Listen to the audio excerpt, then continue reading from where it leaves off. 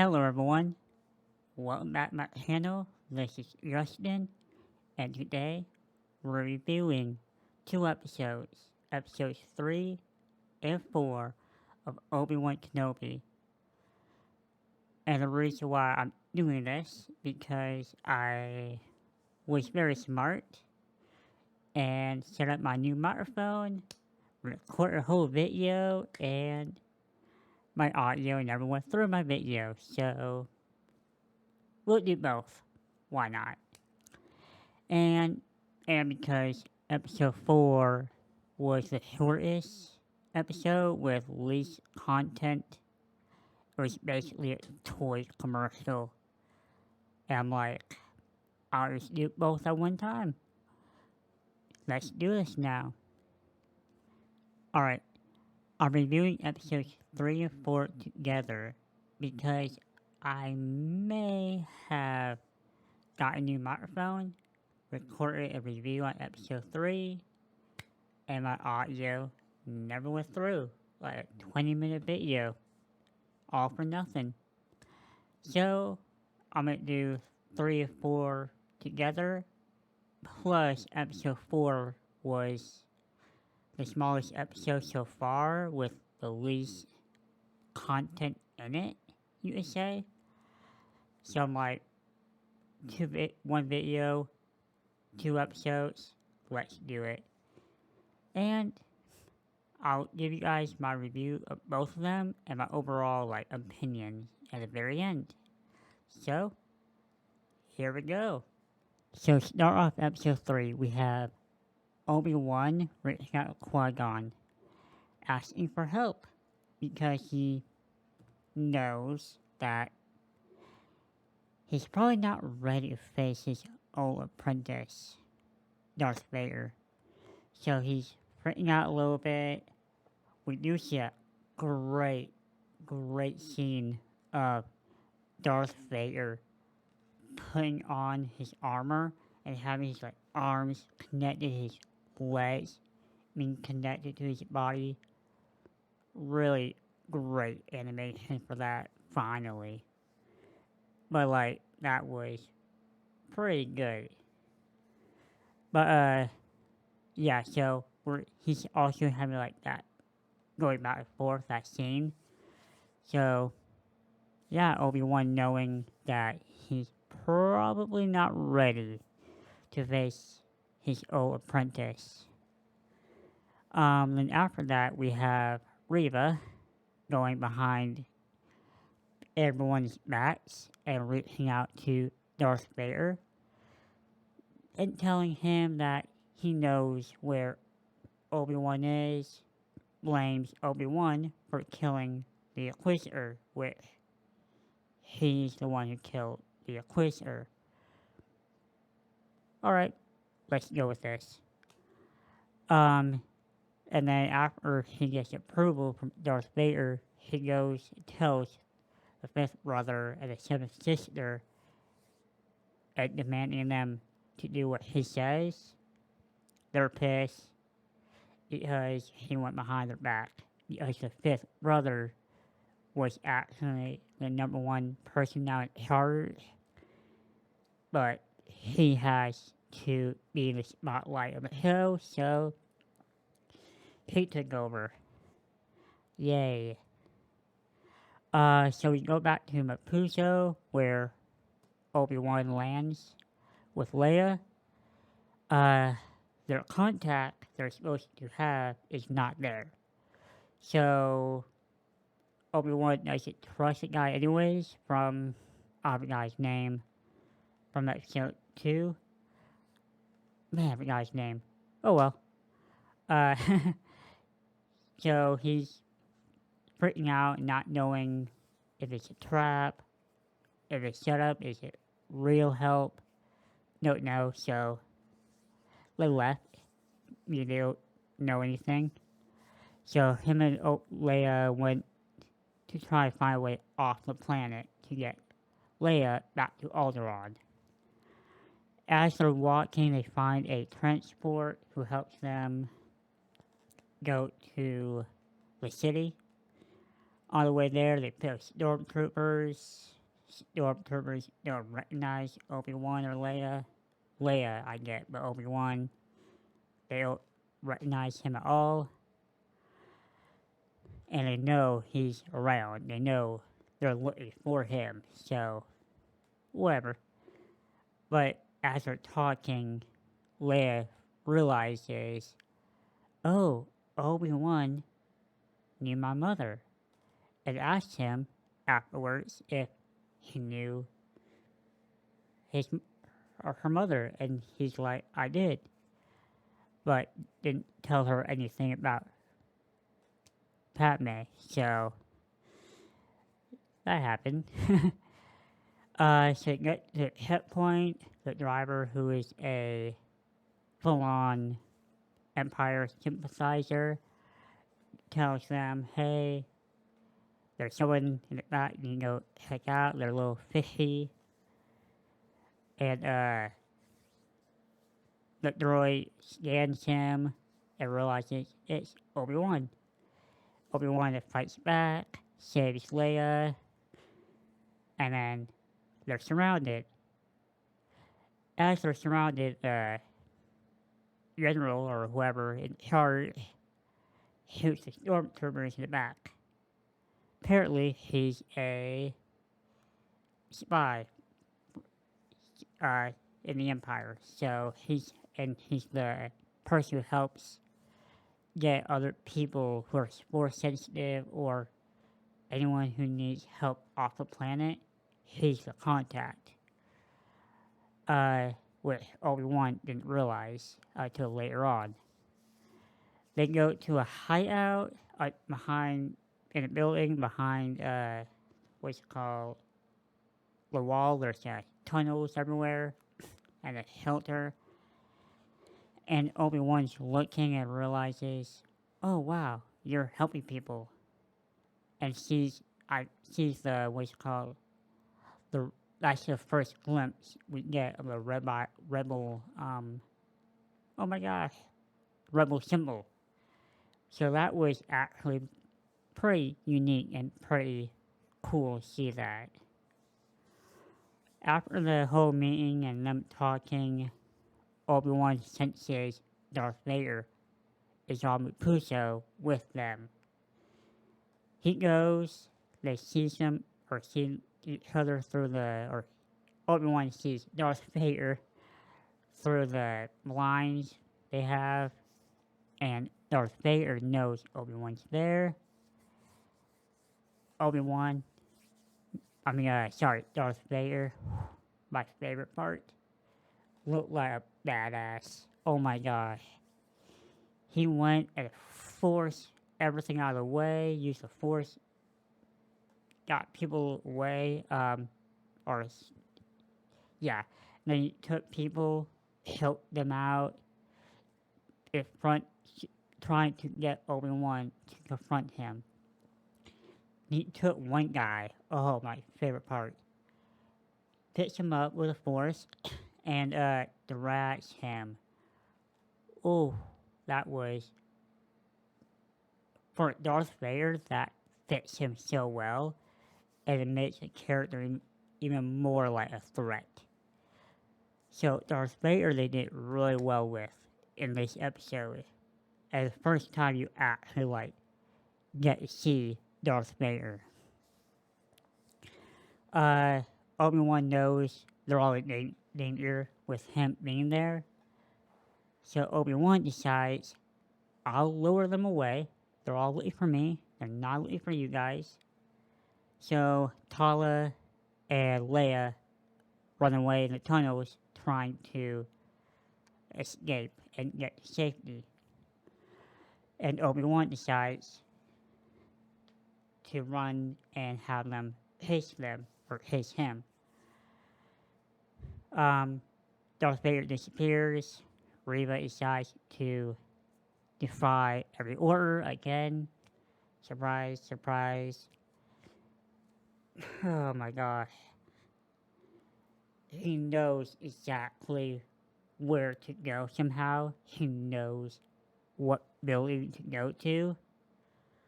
And knows Oh, there's a wall. This wall here, there's something behind it. It goes behind it. Makes, oh my god, no sense. No sense at all. But that's who they're trying to push. They're trying to push Reba. Yay, us. So now we get to the part where Obi-Wan is now confronted by Darth Vader. And the first confrontation since Revenge of the Sith is a complete utter mess. Obi-Wan looked like a complete moron.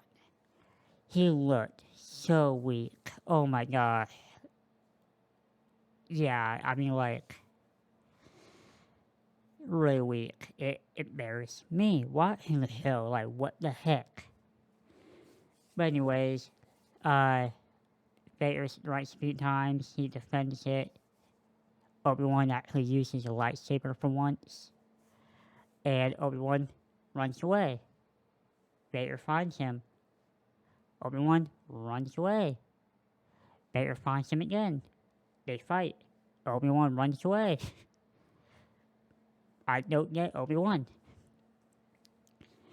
Then we get to a part where, Tala knows Obi-Wan's in danger. So he decides, hey Leia, run in this path, go all the way down, and you'll find our contact will meet up with you. I'm gonna go save Obi-Wan. So, Leia's like, alright, whatever. And Tala goes, finds Obi-Wan. In the meantime, Reva somehow knows where to go. Oh my gosh, so many plot holes here. Yeah, but Reva's behind them and on their trail. Trust me, it gets a lot worse than that. Anyways, now we get back to the fight with Obi-Wan and Darth Vader. And Obi-Wan's trapped again. Darth Vader, instead of fighting him, kills him. Puts oil on the ground, takes his lightsaber, lights it on fire, and burns Obi-Wan to force him to suffer like Anakin suffered, who turned him into Darth Vader. So he's burning a little bit, and Tala finds him and saves Obi-Wan, which makes no sense because Darth Vader could have walked through the fire with no issue. Whatever. And then, like I said, it gets worse with Reva. He was behind Leia and Tala. Somehow got around them in the front of a tunnel, kills the person they're supposed to contact, and captures Leia. And that's how we end episode 3. Makes no sense, but the plot says so. So yeah. And now, on to episode 4, which was probably the most boringest, shortest episode so far. Well, it was the shortest so far, like 33 minutes without the end credit scenes. Probably more like 31, 32 minutes without the recap. But yeah, we start off with Obi-Wan in the healing pool, trying to heal his scars from being burnt. Vader is in his pool as well. It's like the faces of both of them going back and forth in the scene. Pretty weird, alright. But Obi-Wan gets out, it's like, oh my gosh, I cannot heal up, where's Leia? and they realize, oh, Leia's been captured. They don't really, I don't understand how they know exactly. I kind of might have fell asleep in the beginning. I think I fell asleep for the most of this episode, to be honest. But, anyways, Obi-Wan came out of the pool, like, really different. Like, his whole demeanor changed. It felt more like the prequel Obi-Wan that we grew up liking and loving. A little bit, not fully. But, anyways, Leia happens to be at the base of the Inquisitors, and Reva is now there, talking to her, trying to force her to tell him where everyone is. The rebels, not rebels yet, but where the underground insurgents, basically, and he's like, I'm a princess, how dare you? I'm a princess, I'm a spoiled girl. Yeah, that's all it was. Her being spoiled. And this episode is also a toy episode because that little droid thing, Lola, that was very prominent in this episode. Or not a little bit. But, anyways, Tala and Obi-Wan are trying to figure out where Leia is. Somehow they know Leia's on a moon planet covered in water on the Mustafar system, which is ran by Darth Vader. And in the moon planet is the fortress of the Inquisitors. And for some reason, Obi-Wan and Tala knows they both can easily get inside, just the two of them. Alright, sure, plot says so. Let's do this.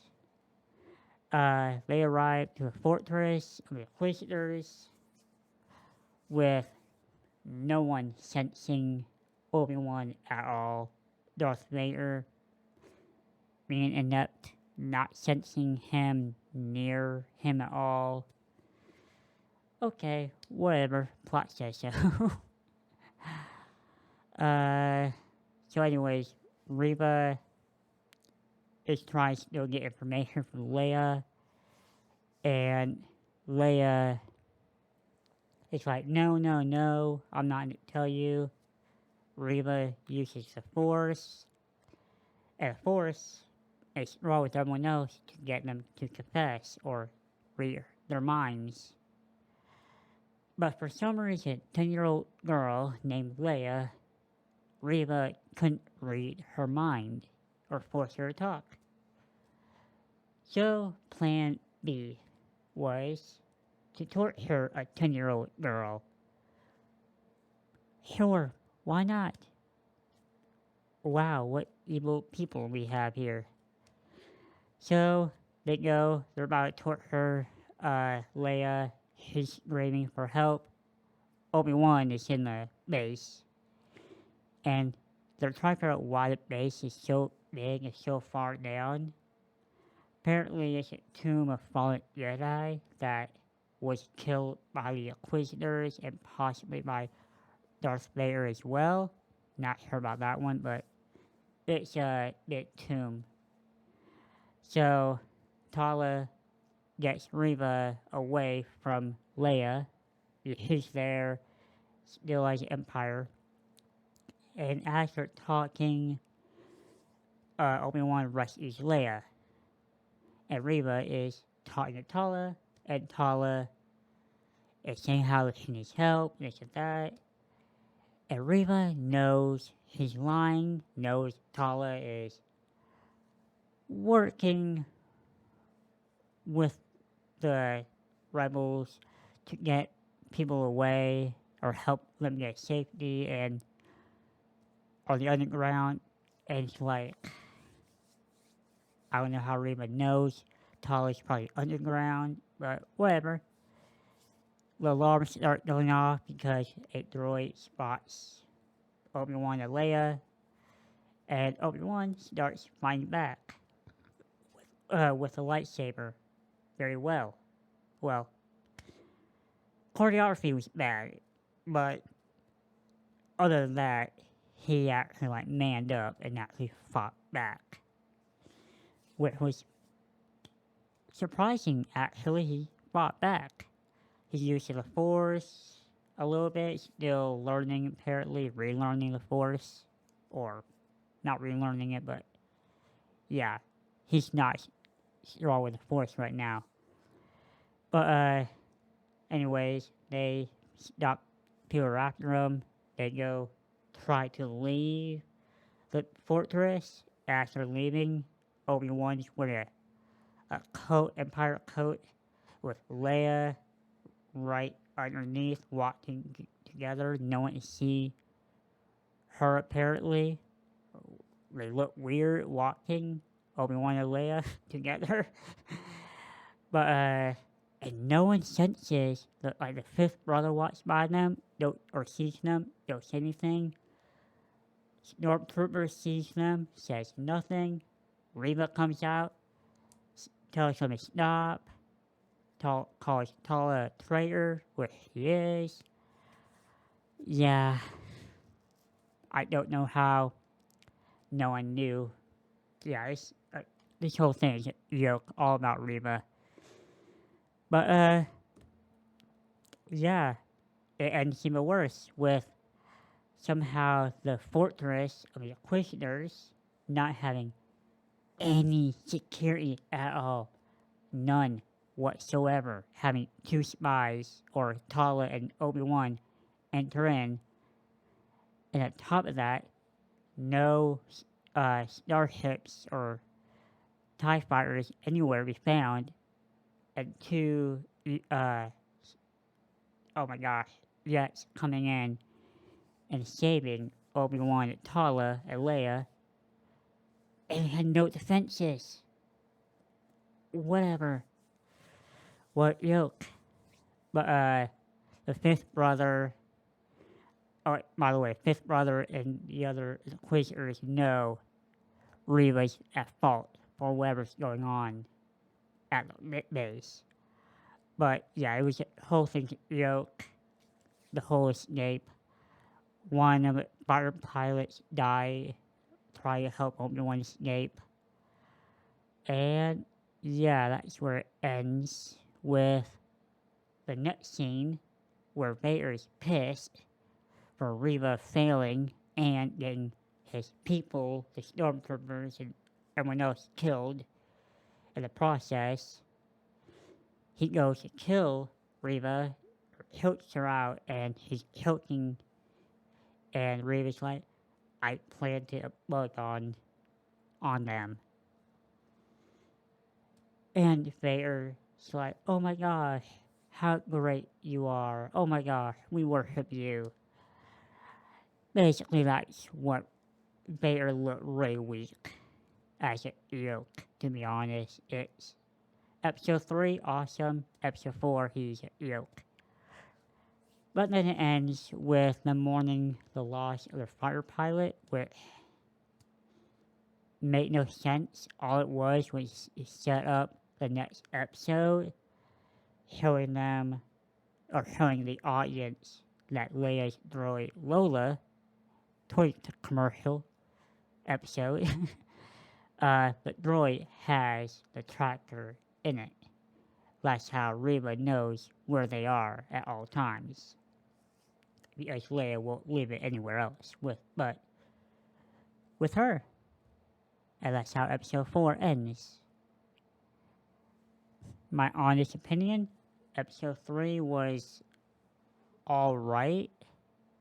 Besides the fact Obi-Wan looked really weak. And, of course, we get another kind of woke female character rising up better than all men. I do have a little problem with that. And then episode 4 was a toy commercial. Everyone's saying that. Almost every single review is saying that. And Darth Vader took a major step back in his character. Obi-Wan took one step forward. And Reva still is a bitch that no one likes. Worst character ever. Do not like her. Most Ingram, great person. Reva, horrible character. I don't blame most Ingram, I blame the writers for this big switch show we're getting that we never asked for. But yeah, that's my opinion. I think overall, episode 3 was probably 5 out of 10. Episode 4, really slow. Choreography, not the greatest. Dialogue with Tala and Reva, not good. Probably a 3 out of 10. Just not a good episode at all. Like, my notes are horrible. It's not even that good. But yeah, that's my opinion. I hope you liked it. Leave a comment, leave a like, share it with your friends. And thank you. I'll see you guys in the next episode. Take care.